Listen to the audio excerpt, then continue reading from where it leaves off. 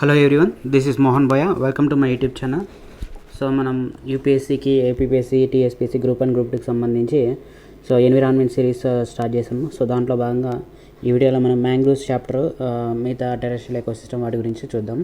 So mangroves అంటే mangroves అనేవి various large extensive types of trees up to medium height and shrubs that grow in saline coastal sediment habitats in the tropics and subtropics, mainly between latitude 25 degrees northern latitude and 25 degrees southern latitude. So జనరల్గా ఈ mangroves అనేవి medium height ఉంటాయి, shrubs నుంచి mangroves వరకు ఉంటాయి. ఇవన్నీ కూడా saline coastal sediments హ్యాబిటేట్స్గా ఉంటాయి. అంటే సముద్రం షీ షోర్స్ ఉంటాయి కదా, షీ షోర్స్ రీజియన్స్లోనే ఇవి ఎక్కువగా సెలైన్ కోస్టల్ సెడిమెంట్ హ్యాబిటేట్లోనే గ్రో అవుతాయి. ఇక్కడ సీ ఉంటే ఇక్కడ ల్యాండ్ ఉంటే సో ఈ కోస్టల్ సెడిమెంట్ ఇక్కడ ఈ హ్యాబిటేట్లోనే గ్రో అవుతాయి మ్యాంగ్రోవ్స్ అన్నీ కూడా. సో ఇవన్నీ కూడా ట్రాపిక్స్, సబ్ ట్రాపిక్స్ అంటే ట్రాపికల్ రీజియన్లోన ఎర్త్లో ఈక్వేటర్, తర్వాత tropic of Cancer, tropic of Capricorn మధ్యలోన, అలాగే సబ్ ట్రాపిక్స్ అంటే అబోవ్ ద ట్రాపిక్స్లో కూడా 25 degrees northern latitude to 25 degrees southern latitude వరకు కూడా గ్రో అవుతాయి ఇవన్నీ కూడా. మ్యాంగ్రోవ్స్ అనేవి సాల్ట్ టాలరెంట్ ట్రీస్. సో వీటిని మనం హాలోఫైట్స్ అంటాం. అంటే ఏవైతే ఉప్పుని తట్టుకొని గ్రో అవుతాయో వాటిని అడాప్ట్ చేసుకొని ఉంటాయో ప్లాంట్స్ అన్నీ కూడా సాల్ట్ కాన్సన్ట్రేషన్కి, సో అలాంటి టైప్స్ ఆఫ్ ప్లాంట్స్ అన్నిటిని కూడా హాలోఫైట్స్ అంటాము. సో మనకి మ్యాంగ్రోవ్స్ అన్నీ కూడా సాల్ట్ టాలరెంట్ ట్రీసే. ఇవన్నీ కూడా హార్ష్ కోస్టల్ కండిషన్స్లో అడాప్ట్ అయి ఉంటాయి బతకడానికి. So they contain A complex salt filtration system and complex root system. So salt వాటర్లో ఉన్న సాల్ట్ని ఫిల్టరేట్ చేయడానికి ఫిల్టరేషన్ సిస్టమ్ ఉంటుంది, అలాగే కాంప్లెక్స్ రూట్ సిస్టమ్ కూడా ఉంటుంది. ఈ సాల్ట్ ఎక్కువ ఉన్న వాటర్లో ఉన్న దానిలో సాల్ట్ కాన్సన్ట్రేషన్ని తట్టుకోవడానికి. They are adapted to the low oxygen conditions of water logged mud. So ఇది బురద మట్టిలో ఎక్కువ ఉంటుంది. హార్ష్ అంటే ఇందాక చెప్పినట్టు ఓషియన్స్, ల్యాండ్ టచ్ రీజియన్లో గ్రో అవుతాయి కాబట్టి మ్యాంగ్రోవ్స్ ఇవి ఆ హ్యాబిటాట్కి మడ్ ఉంటుంది, వాటర్ లాగడ్ మడ్ ఉంటుంది. సో అలాంటి కండిషన్స్లో ఏరోబిక్ కండిషన్స్ తక్కువగా ఉంటాయి, ఎనరోబిక్ కండిషన్ ఎక్కువ ఉంటుంది, అంటే లో ఆక్సిజన్ ఉంటుంది. సో అలాంటి లో ఆక్సిజన్ కూడా తట్టుకొని ఇవి బతుకుతాయి అన్నమాట. So next characteristics of mangroves చూస్తే మనకి ఇవి మ్యాంగ్రోవ్స్ అనేవన్నీ కూడా evergreen land plants growing on sheltered shores. So డెల్టాస్లోనూ, estuaries, bays, creek and barrier ఐలాండ్స్లో ఇవి ఇక్కడ ఎక్కువ గ్రో అవుతాయి అన్నమాట. Next physiological adaptation to salinity stress and to water log and anaerobic mud. So water log anaerobic కండిషన్లో ఉన్న మడ్లోను అలాగే salinity stress కూడా ఇవి తట్టుకొని నిలబడగలకుండా అడాప్ట్ చేసుకొని ఉంటాయి. So need abundant sunlight has the ability to observe fresh water from saline water source. So దీనికి sunlight ఎక్కువ కావాలి, అలాగే fresh water ability to observe fresh water, saline water నుంచి ఫ్రెష్ వాటర్ని అబ్జర్వ్ చేసుకునే ఎబిలిటీ ఉంటుందన్నమాట సాల్ట్ ఫిల్టరేషన్ చేసి. So నిమాటోఫోర్స్ ఉంటాయి. సో నిమాటోఫోర్స్ని మనం బ్లైండ్ రూట్స్ అని కూడా పిలుస్తాము. ఇవి special roots like prop roots and pneumatophores, sales roots which help to impede water flow and stabilise the coastal shores. Pneumatophores అనేవి వాటర్ లాగడ్ రీజన్ మడ్ అంతా ఉంటుంది కదా గ్రౌండ్లోన. సో ఆ గ్రౌండ్లోన ఎరోబిక్ కండిషన్స్ అనేది తక్కువగా ఉంటాయి రూట్కి. సో అప్పుడు ఈ రూట్ అనేది రూట్ అనేది అట్మాస్ఫియర్కి ఆక్సిజన్ని తీసుకోవడానికి బయటికి పొడుచుకొని వస్తాయి అన్నమాట. సో వాటిని నిమాటోఫోర్స్ అంటాము. సో ఇవన్నీ కూడా special roots like prop root, pneumatophores, stilts roots అన్నీ కూడా వాటర్ ఫ్లోని అలాగే కోస్టల్ షోర్స్ని స్టెబిలైజ్ చేస్తాయి అన్నమాట. సో హ్యూజ్ సముద్రంలో మనకి భూకంపం వచ్చి తుఫాన్లు వస్తున్నప్పుడు అలాగే సునామీలు వచ్చినప్పుడు కూడా ఈ కోస్టల్ ఏరియాస్లో, కోస్టల్ హ్యాబిటాట్స్లో ఈ మ్యాంగ్రోవ్స్ కానీ ఉంటే మ్యాంగ్రోవ్స్ అనేవి ప్రివెంట్ చేస్తాయి అన్నమాట, ఫ్లడ్డింగ్ కూడా డిక్రీజ్ చేసేస్తాయి. ఈ రూట్ సిస్టమ్ అంతా ఉంటుందన్నమాట. So they act as a breeding ground for fish. So fish కూడా బ్రీడింగ్ గ్రౌండ్గా మ్యాంగ్రోవ్స్ అనేవి పనిచేస్తాయి. Next moderates monsoonal tidal floods and reduce inundation of coastal wetlands. So monsoonal tidal ఫ్లడ్స్ని కూడా మోడరేట్ చేస్తుంది, అలాగే కోస్టల్ లో ల్యాండ్స్ని కూడా రెడ్యూస్ చేస్తుంది, ఇనండేషన్ ఆఫ్ కోస్టల్ లో ల్యాండ్స్ని. Next prevent coastal soil erosion. So soil ఎరోజన్ని కూడా రిడ్యూస్ చేస్తుంది. సో ల్యాండ్లోంచి ఆ వేవ్స్ అన్నీ వచ్చి ల్యాండ్కి టచ్ అయినప్పుడు ఆ సీషోర్ అంతా కూడా ఎరోడ్ అయిపోకున్నట్లు దాన్ని కూడా ప్రివెంట్ చేస్తుంది అనమాట. Protect coastal land from tsunami, hurricane and floods. So floods నుంచి, సునామీ నుంచి, హరికేన్ నుంచి ప్రొటెక్ట్ చేస్తుంది. Enhance natural recycling of nutrients recycling అనేది ఎన్హాన్స్ చేస్తుంది. Supports numerous flora fauna and avifauna. Edge effect can be seen here. So మనం ఇందాక previous చాప్టర్స్లో చూసినట్టు edge effect land ecosystem ఉంటుంది, ఇక్కడ అక్వాటిక్ ఎకోసిస్టమ్ ఉంటుంది. సో ఆ ల్యాండ్ ఎకోసిస్టమ్ అక్వాటిక్ ఎకోసిస్టమ్ రెండు టచ్ అయ్యే జోన్ని మనము ఎకోటోన్ అంటాము. సో ఎకోటోన్ అంటాము. సో ఆ రీజన్లోనే ఈ ఎడ్జ్ ఎఫెక్ట్ అనేది ఎక్కువ అనిపిస్తుంది అనమాట. ఇక్కడ ఎక్కువ ఫ్లోరా ఫానా డైవర్సిటీ అనేది ఎక్కువగా ఉంటుంది.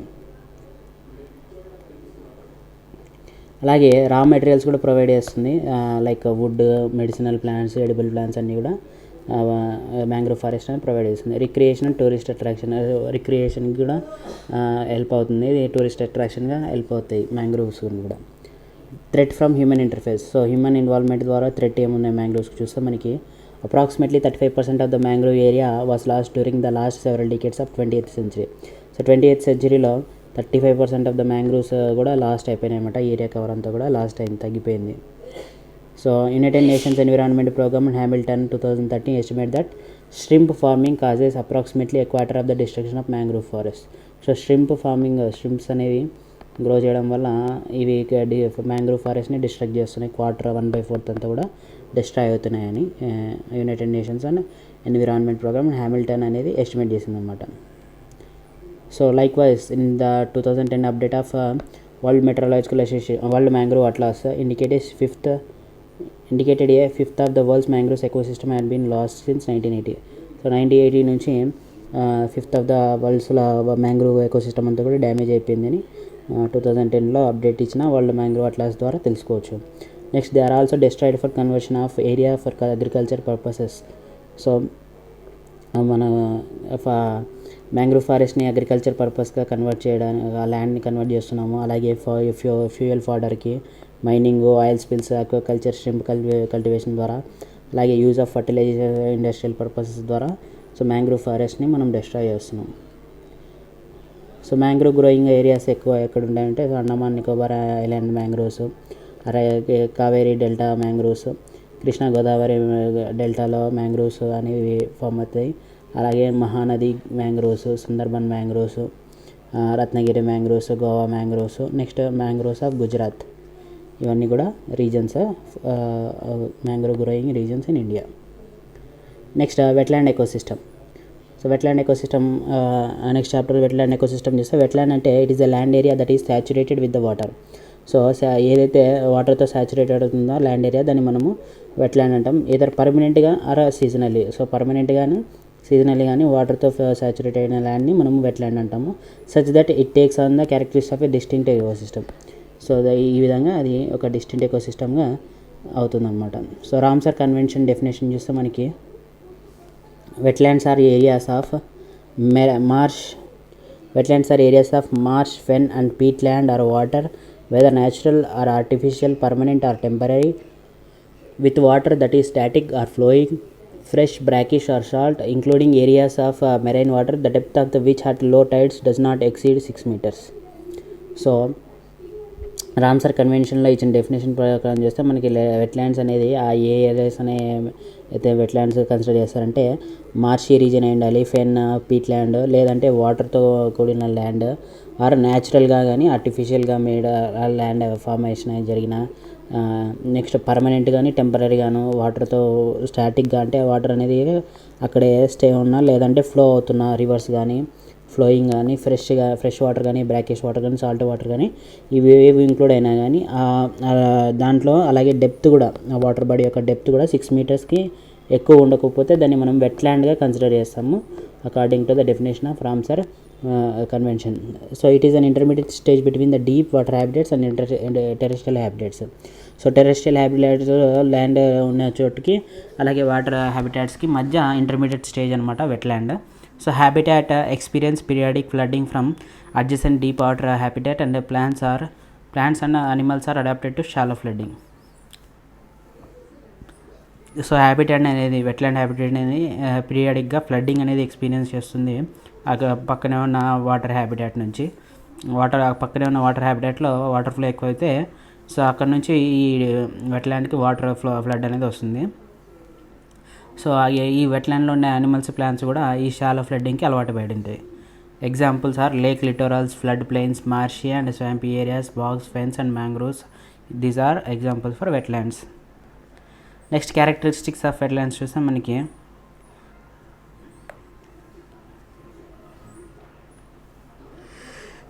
సో ఇది వెట్లాండ్. మనకి ఇక్కడ ల్యాండ్ ఉంది, అలాగే ఇక్కడ రివర్ వాటర్ ఫ్లో ఉంది, స్ట్రీమ్ ఉంది. సో ఈ వాటర్ ఫ్లో స్ట్రీమ్కి మధ్య ఒక intermediate stage wetland. So characteristics of wetland చూస్తే మనకి covered by water or has water logged soil for at least 7 days. Minimum 7 days వరకు కూడా వాటర్ ఆ సాయిల్లో వాటర్లా నిలిచిపోయి వాటర్ లాగా అయితే దాన్ని మనము వెట్లాండ్గా వన్ ఆఫ్ ద క్యారెక్టర్గా కన్సిడర్ చేయొచ్చు. Next adapted plant life, hydrophytes and fights ఉండాలి. సో వాటర్లో పెరిగే మొక్కలన్నీ కూడా ఉండాలి. అలాగే hydric soils, not enough oxygen for some plant. So hydric soils కూడా ఉండాలి. సో ఇవన్నీ ఉన్నప్పుడే మనము వెట్లాండ్గా క్యారెక్టర్స్గా అని గుర్తించవచ్చు.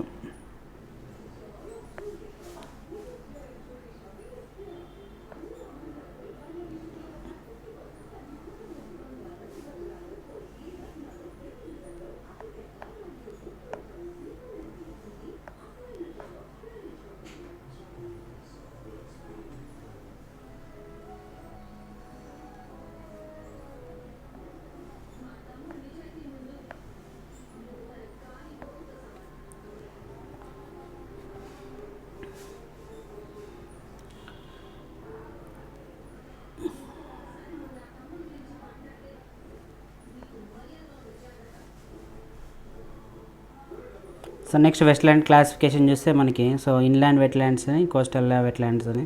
సో ఇన్లాండ్ వెట్లాండ్స్ మనం లేక్స్, పాండ్స్ అన్నీ కూడా ఇన్లాండ్లో, oxbow lakes, water logged areas, seasonal wetlands, streams, marshes అన్నీ కూడా ఇవి ల్యాండ్ మధ్యలో ఉంటాయి కాబట్టి వాటిని మనం ఇన్లాండ్ వెట్లాండ్స్ అంటాము. నెక్స్ట్ కోస్టల్ వెట్లాండ్స్ అంటే సో ఎస్చురీస్, అలాగే lagoons, creeks, back waters, bays ఇవన్నీ కూడా మనకి కోస్టల్ వెట్లాండ్స్.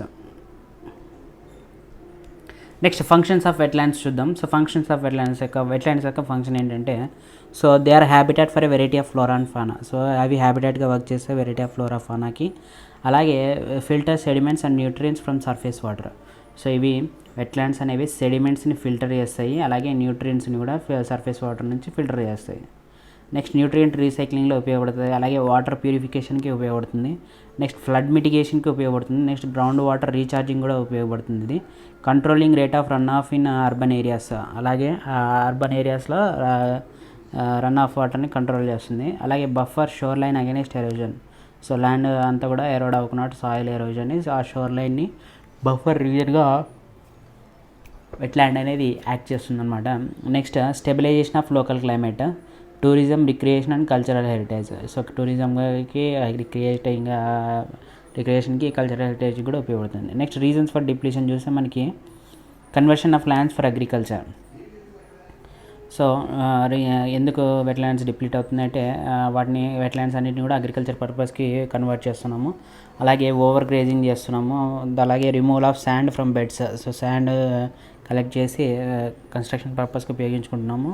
ఆక్వాకల్చర్, ఎక్కువగా ఫిషెస్ లాంటి పాండ్స్లో ఆక్వాకల్చర్ని ప్రాక్టీస్ చేయడం వల్ల వెట్లాండ్స్ డిస్ట్రాయ్ అవుతున్నాయి. Next habitat destruction, deforestation, pollution, domestic waste, agriculture runoff, industrial effluents, climate change. These are the reasons for depletion. Next, mitigation measures. How can we mitigate the wetland depletion అంటే so proper survey and demarcation అనేది ఉండాలి. So వెట్లాండ్ని ప్రాపర్గా survey చేసి so wetland cover area ఎంత ఉందో దాన్ని demarcate చేయాలి. Next protection process of natural regeneration. ఆ ప్రాసెస్ని ప్రొటెక్ట్ చేయాలి.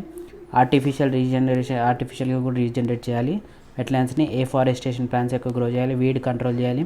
Next wild life conservation, removal of encroachments, eutrophication abatements, environmental awareness, ఇవన్నీ కూడా mitigation measures.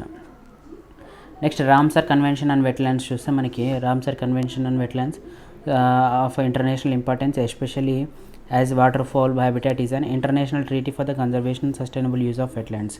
So Ramsar convention wetlands అనేది ఇంటర్నేషనల్ ఇంపార్టెన్స్ ఉంది. సో వాటర్ ఫాల్ హ్యాబిటాట్కి ఎస్పెషల్గా ఇది ఒక ఇంటర్నేషనల్ ట్రీటీ అనమాట. వెట్లాండ్స్ని కన్జర్వ్ చేసేదానికి మనం రామ్సర్ కన్వెన్షన్ అంటాం. సో ఇది రామ్సర్ అనే సిటీ ఇరాన్లో ఉంది. సో ఆ సిటీలో ఈ కన్వెన్షన్ అనేది సైన్ చేయడం కాబట్టి ఆ సిటీ పేరు మీద మనం రామ్సర్ కన్వెన్షన్ అని పిలుస్తున్నాం దీన్ని. Ramsar philosophy the wise use of wetlands. Ramsar philosophy అనేది రామ్సర్ ఫిలాసఫీ అనేది వైజ్ యూజ్ ఆఫ్ వెట్లాండ్స్ గురించి వైజ్గా యూజ్ చేస్తుంది అనమాట. Next there are 2,300 Ramsar sites on the territories of 170 Ramsar contracting parties across the world. So Ramsar parties territories అన్నీ కూడా 2,300 Ramsar sites ఉన్నాయి. 170 Ramsar contracting parties అన్నీ కూడా వరల్డ్ వైడ్ ఉన్నాయన్నమాట. At the time of joining the convention each contracting party undertakes to designate at least one wetland site for the inclusion in the list of wetlands of international importance. So international ఇంపార్టెన్స్లో మనకి వెట్లాండ్స్ని contracting parties అన్నీ కూడా ఒకటి designate చేయాలని అనుకున్నాయి అనమాట. So India కూడా ఇది కన్వెన్షన్లో ఒక పార్టీనే. So there are 47 Ramsar sites in India present. So 47 Ramsar sites అనేవి ఉన్నాయన్నమాట, 42 అది. నెక్స్ట్ మాంట్రియాక్స్ రికార్డ్ అంటే, సో మాంట్రియాక్స్ రికార్డ్ అనేది రిజిస్టర్ ఆఫ్ వెట్లాండ్ సైట్స్ అన్నీ కూడా ఒక రిజిస్టర్ చేసి ఒక లిస్ట్ తయారు చేస్తాము, వెట్లాండ్స్ ఆఫ్ ఇంటర్నేషనల్ ఇంపార్టెన్స్ అని.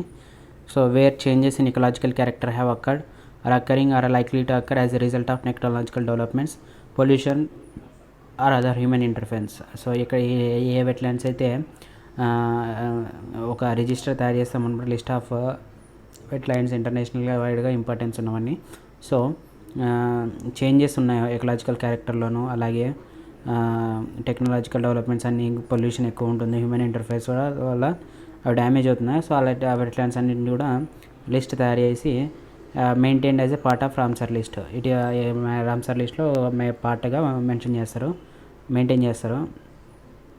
మనకి కరెంట్గా ఇండియాలో 2 వెట్లాండ్స్ ఉన్నాయి. సో మాంట్రియాక్స్ రికార్డులో మనకి ఒకటి కొలిడియో నేషనల్ పార్క్, లోక్తక్ లేక్, ఇవన్నీ కూడా మాంట్రియాక్స్ రికార్డులో ఉన్నాయన్నమాట. నెక్స్ట్ వెట్లాండ్ కన్జర్వేషన్ రూల్స్ 2017 చూస్తే కీ ప్రొవిజన్స్ వచ్చేసి decentralisation.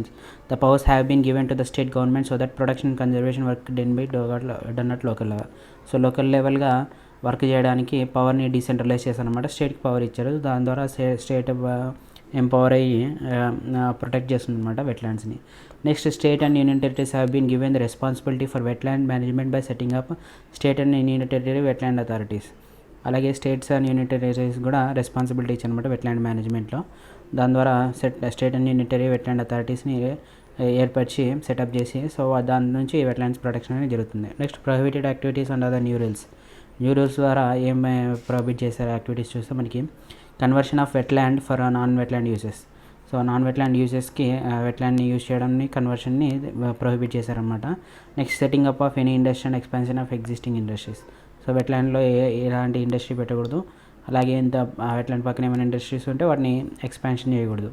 Next solid waste dumping చేయకూడదు వెట్లాండ్స్లో. Next discharge of untreated waste effluents from industries, cities, towns, villages and other human settlements కూడా ప్రొహిబిట్ చేశారు అన్నమాట. ఇదన్నీ మ్యాంగ్రూవ్స్ గురించి. నెక్స్ట్ వీడియోలో టెరెస్ట్రియల్ ఎకోసిస్టమ్ గురించి చూద్దాం. Thanks for watching. Do subscribe to our channel.